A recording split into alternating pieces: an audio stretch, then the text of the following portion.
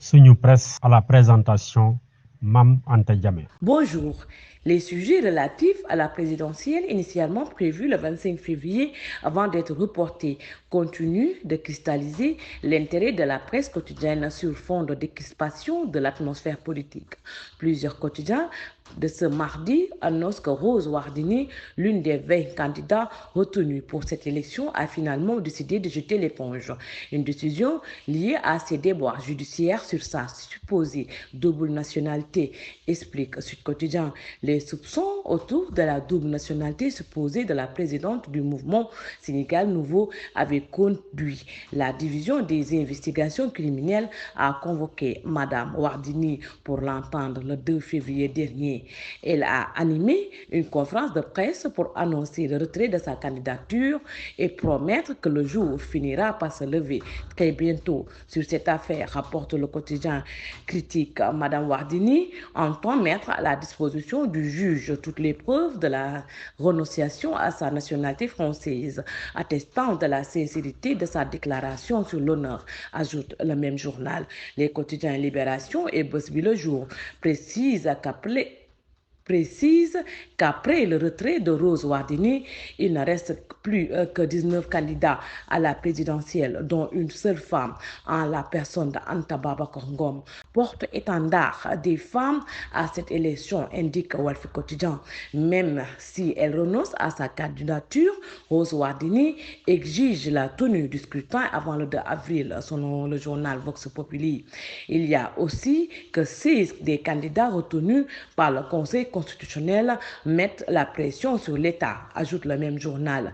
Après la décision du Conseil constitutionnel en date du 15 février annulant la loi et le décret portant report de l'élection au 15 décembre, les acteurs politiques s'interrogent sur la nouvelle date à retenir pour l'organisation du scrutin, écrit le journal Vox Populi. En attendant le chef de l'État, à qui le dernier mot revient, les spéculations vont bon train.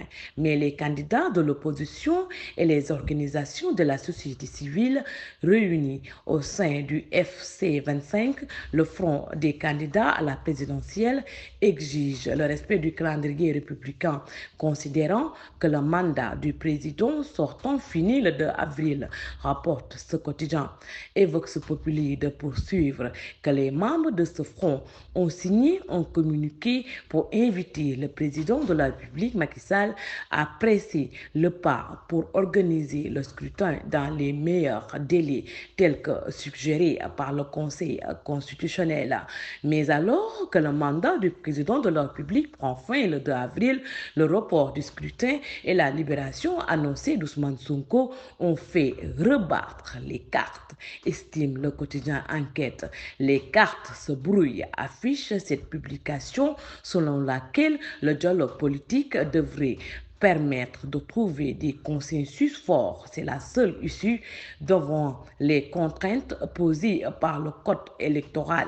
Ce manœuvre dans tous les sens, affiche de son côté le journal Tribune en faisant observer que la date de la tenue de la présidentielle divise la classe politique. L'Assemblée nationale qui prône le dialogue et l'Assemblée nationale qui prône le dialogue et la redéfinition des règles du jeu est soutenue par certains candidats validés, spoliés et recalés.